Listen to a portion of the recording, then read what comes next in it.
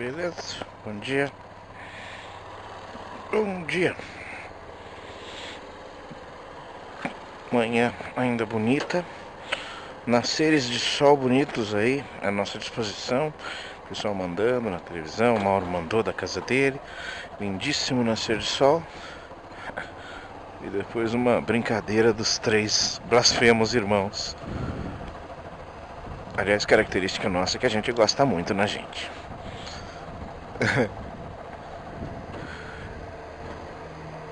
Tipo assim, o teor da conversa era: ele te ama, mas se você não ama ele, você tá fudido, cara. É mais ou menos isso.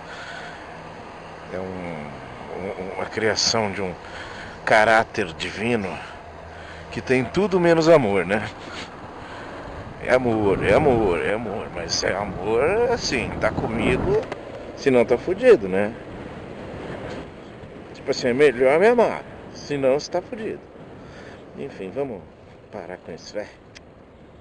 Provocar os inocentes, né? Os bobinhos.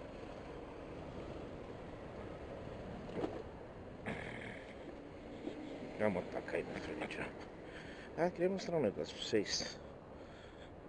Finalmente, depois de bons meses, em janeiro, quando eu prendi minha unha, fechei a porta com o meu dedão na porta, né? Até hoje, até ontem. E finalmente, olha só, ela caiu. A unha de cima caiu. Tá feio, tá se reformando ainda a unhazinha aqui. Mas, mano, acabou. Nas últimas semanas eu tive que pôr band-aid, porque o lado de cá começou a descolar da unha antiga. E ele começou ele prendia em qualquer coisa, né? Eu não conseguia ficar com as mãos, com o dedão livre aqui, né? Não dava pra pôr a mão no bolso, não dava pra fazer várias coisas, né? Um dedão faz uma falta lascada, né? E finalmente ontem o band-aid saiu na hora do banho, lógico, né? Só que aí eu percebi que ela estava bem solta, só presa pela frente, né? E aí eu aproveitei do banho, que a pele que a gente tá mais molinha, né? E não tinha dor, né? Então eu falei, não dá pra ir tentando tirar. Daí eu peguei uma tesourinha, daquelas tesourinhas bem fininhas. Tesourinha de tirar pelo do nariz, sabe? E aí fui cortando as bordinhas aqui de fora, tal, até que finalmente saiu. Só tomar cuidado, porque sem a unha a gente machuca mais o dedo, né? Mas tá sem dor, sem nada, já dormi normal. Nossa, que coisa boa. Vocês não estão entendendo o incômodo dos últimos meses aí. 4 meses de uma unha bastante bastante dolorida aqui, incomodando e tudo. Bom, a dor quando bateu no dia foram 24 horas de dor, sendo que as 5 primeiras horas muito fortes. Foi melhorando quando eu pus um pouco de gelo, água gelada, fui aliviando até que na noite já não doía mais sem fazer nada, mas se eu encostasse doía. E depois já no meio do dia seguinte já estava bom. Bom, vamos falar de merda, né? Porque num país onde o presidente da república fala que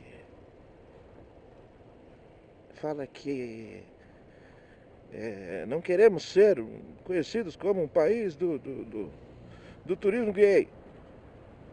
Mas se quiserem vir aqui transar com nossas mulheres, ok.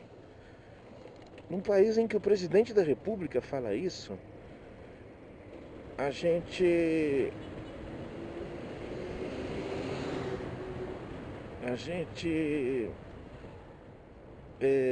pensa assim: não, mas isso é porque ele é idiota, tal, né? É claro, vamos deixar muito claro, não estou colocando a culpa do presidente da república em relação ao que acontece depois, as decisões que as pessoas tomam depois, ou antes, enfim, que tomam neste ambiente, né? Eu não sou leviano a esse ponto, tá? Eu consigo medir um pouquinho o que eu falo e o que eu penso, coisa que ele não tem capacidade para fazer, e sua turminha também não tem. Mas voltemos.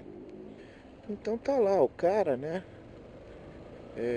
Em um caso lamentável, terrível, cruel, medonho, de um sujeito que foi procurar diversão ali na região da Indianópolis, da Avenida Indianópolis, na região da Saúde, Jabaquara, ali aquele pedaço, e todo mundo sabe o que tem lá. Como diz o Sidney, são bedidas.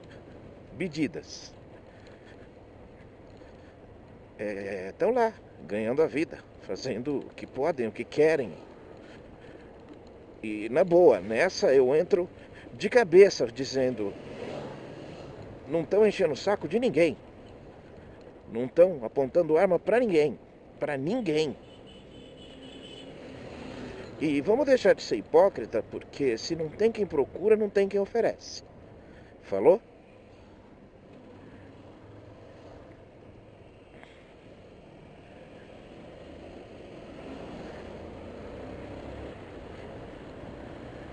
Então,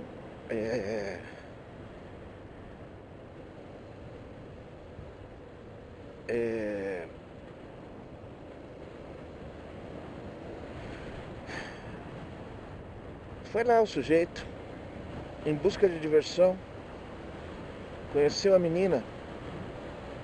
Era homem, cara. Ele sabe muito bem o que tem lá, tá? Foi lá. E na boa, pela foto, nossa, a menina era linda. Era. Percebeu o que eu falei, né? Era. Infelizmente era, não é mais. Entrou no carro dele, saíram pelo mundo, alguns minutos depois, voltaram. A menina saiu do carro.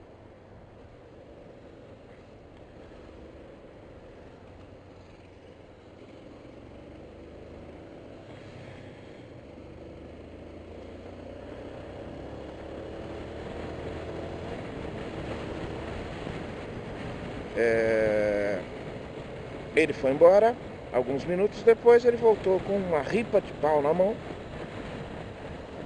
meteu na cabeça da menina algumas vezes e matou a menina. Pronto. Tá bom pra você? Quando não é uma ambulância, é um super maravilhoso, magnânimo motociclista lerdo. É foda, viu? Já tô mais atrasado. Mas eu fiquei assistindo essa reportagem. A culpa desse cara ter feito isso é do Bolsonaro? Não. Tá bom? Não é. O que eu tô falando, e eu queria que as pessoas entendessem, é que a eleição de um sujeito desta estirpe é a realização de pessoas que não só pensam como ele, mas que colocam em prática pensamentos que ele tem.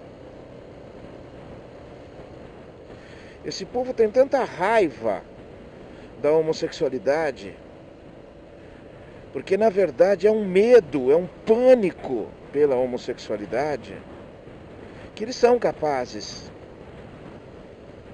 de se defender dela matando o quanto eles puderem. E eu já falei sobre isso. São os ratos que saem do esgoto. Eles estavam lá, num mundo razoavelmente normal, como bem disse o Henry Bugalhos ontem. Não, eu não sei se ele disse ontem, eu assisti ontem. Como muito bem disse ele, essas pessoas estavam quietinhas nos seus cantos, pensando esse monte de merda, mas sabendo, olhando e falando, não, a sociedade não aceita isso que eu penso, deixa eu ficar quietinho. O empoderamento desses imbecis desses completos imbecis,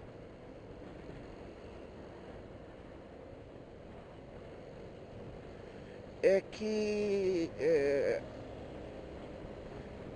faz mal, é que prejudica, é que ferra tudo. Porque quando eles se sentem fortes, eles podem falar e fazer as merdas que estão falando e fazendo. É simples.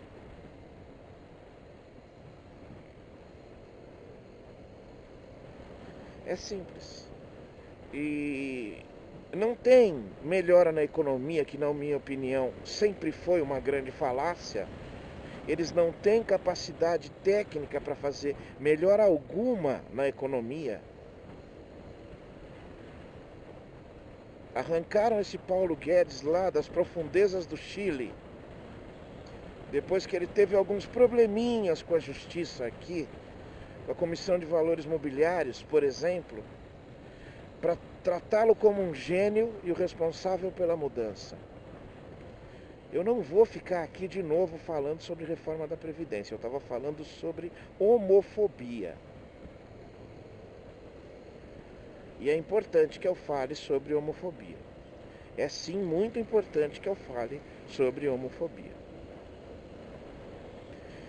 Porque a homofobia é uma das fobias sociais. Quando você traz esses valores hipócritas que só a religião é capaz de trazer, esses valores baixos, medíocres, pequenos e infantis, que só a religião pode colocar, ela pode colocar lá dentro da igreja dela. Ela não pode colocar na sociedade. De repente começam a pipocar deputados, vereadores, senadores, jogando ao léu, jogando ao vento, jogando ao ar emendas à Constituição que criminalizem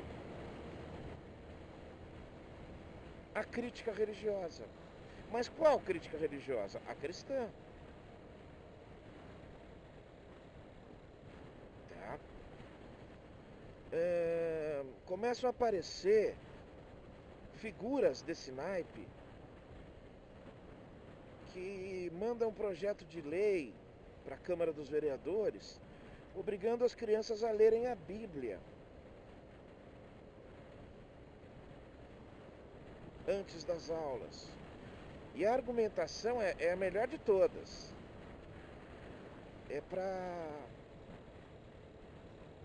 Porque considera a Bíblia um conceito científico. É isso, cara, é isso. É simples assim. Aí esses ratos começam a se sentir poderosos. Eles começam a olhar e falar, não é tão absurdo as merdas que eu penso. Já que tem tanta gente que pensa assim. E é assim que eles pensam. É assim que eles pensam.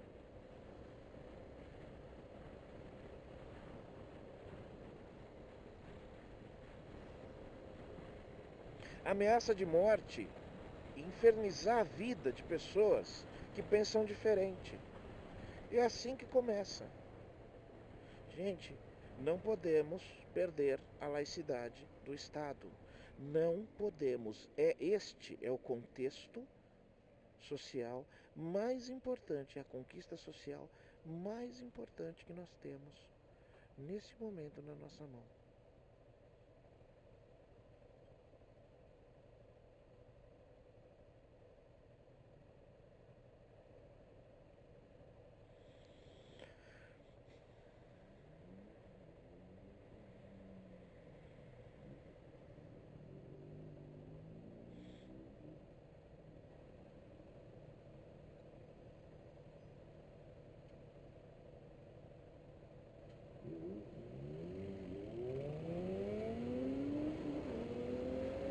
Porque o argumento da feliz vereadora lá de uma cidadezinha da Paraíba, enquanto está lá na cidadezinha da Paraíba, parece que não é nossa realidade, mas ele chega rápido. Vivemos num mundo virtual, cara. Vivemos num mundo virtual. Que tal? Que tal? Né? Você quer? Então que tal a gente colocar para ler a Torá, o Corão e a Bíblia? Que tal? Já que é isso, coloca aí também, não sei como é que chama o livro budista, coloca aí também, não sei como chama o livro shintoísta, não sei, coloca aí também algumas culturas indianas, algumas vertentes indianas. Não, né? Não. Não. Isso é tentativa de fazer com que o Estado brasileiro se torne um Estado cristão. E o Estado brasileiro não é formado só por cristãos. É importante, já falei sobre isso. O governo se define, os governantes são definidos pela maioria. Mas eles têm que garantir todos os direitos a todas as minorias. Porque sempre seremos minoria em algum momento, em algum aspecto, sob algum ponto de vista.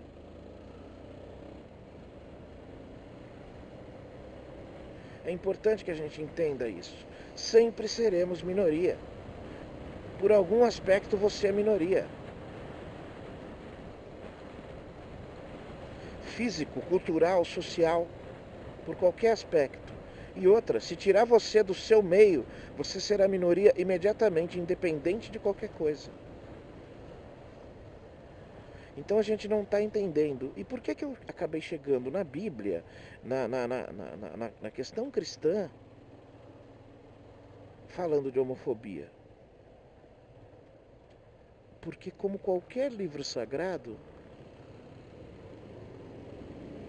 a Bíblia tem sábias lições homofóbicas. É uma questão milenar o homem abominar relações homossexuais, porque ele abomina em si mesmo esse desejo. Ele morre de medo de ficar com vontade disso também. Registros de homossexualidade existem desde que existe registro de comportamento humano.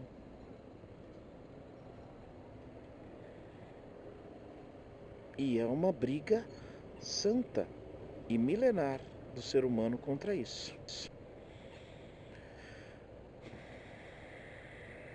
E quem é o representante máximo disso, sempre? O líder religioso. Eu até brinco, né? Eu já falei sobre isso em outros vídeos. Tão estranho e absurdo para mim quanto a ideia em si da condenação da homossexualidade e tal. Tanto esse absurdo, essa bobeira, essa imbecilidade me incomoda, quanto para mim é inadmissível entender um homossexual com questões religiosas, com tendências religiosas. Você não está entendendo, né? Na boa, se a gente for levar mesmo ao pé da letra, de boa, mulheres em si, deveriam olhar com o mesmo prisma. Ela sempre foi considerada inferior por qualquer religião.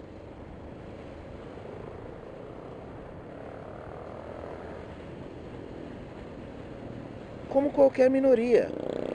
A minoria existe para servir a maioria. Eu não quero deixar você passar que você está sem farol, cara.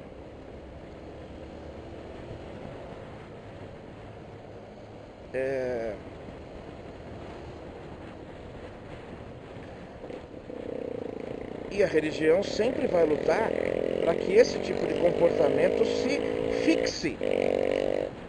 Quem é o maior inimigo da religião? A evolução humana. A evolução do pensamento. E a evolução do pensamento, ela é... Como é que se pode dizer? Ela é inevitável.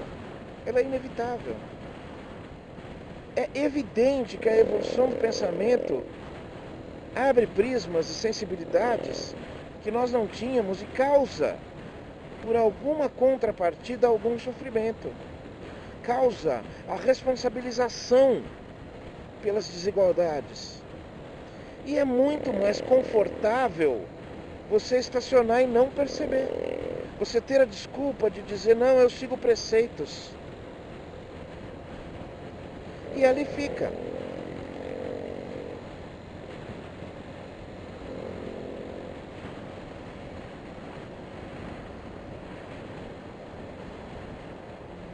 É mais fácil e principalmente, vamos deixar a coisa no lugar que ela deve ficar. Ao líder, em qualquer categoria de liderança, o liderado que carrega preceitos religiosos, que carrega conceitos religiosos, ele não questiona.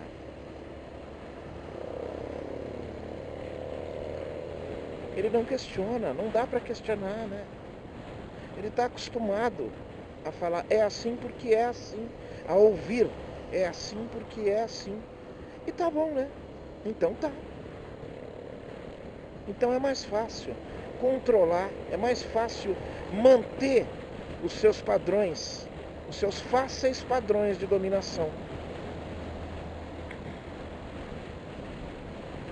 Já disse, a Bíblia deve ser estudada e não pode ser esquecida. Qualquer Bíblia. A cristã, a muçulmana,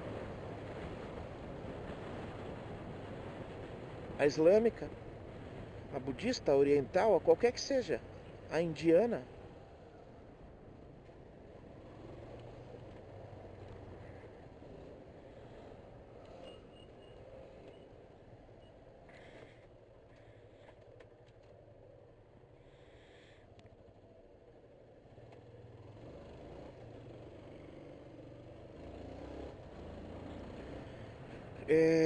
Porque ela é um, um, um, um excelente livro do entendimento da evolução do pensamento humano. Ela é um registro fantástico dentro dela mesma, principalmente a Bíblia cristã. Dentro dela mesma você encontra com clareza de detalhes como o pensamento humano mudou. Porque você pode medir o pensamento humano pela forma como ele entendia o seu Deus. Ele começa como um Deus infantil, violento, vingativo, e termina como um Deus supostamente amoroso. Não me convence, não tem amor ali, mas enfim, continua com vaidade ali. Mas há uma evolução gigantesca deste conceito divino. E é importante que a gente não perca de vista que esses livros salvaram a humanidade, num conceito biológico mesmo. Graças a seus medos, às ameaças e aos padrões que eles ditaram, comportamentais, a humanidade não se extinguiu. Eu não tenho dúvida disso, eu não tenho dúvida. Só que há um bom tempo já é hora de fechar ele e falar, daqui a gente segue. Na verdade é bastante tempo, né? Eu não sei, eu tenho essa impressão de que, sim, a humanidade foi salva pelas religiões. Só que ela já não se suporta por causa do conceito básico, único, inicial, de que o pensamento evolui, os conceitos evoluem. Ai, ai, hoje tá difícil, viu? Ai, ai, vou pôr no meu cantinho aqui, a motinho vermelhinha continua aqui, como sempre.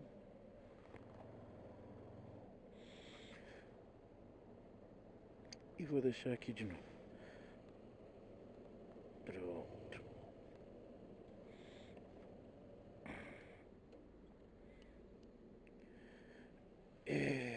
É isso. É hora do obrigado. Já se faz necessário há bastante tempo. Obrigado. E tudo de bom. Eu sou super a favor do estudo de religião nas escolas. Públicas mesmo. Só que num conceito antropológico, num conceito comportamental, num contexto social. Explicando o que cada uma delas acredita, como surgiu, quem foram seus líderes e o que aconteceu em nome delas. A gente é capaz de fazer isso? É. A gente quer fazer isso? Não. E se você abrir demais esse leque, você aumenta a antifé. Não tenha dúvidas disso. Beijo do gordo. Tchau.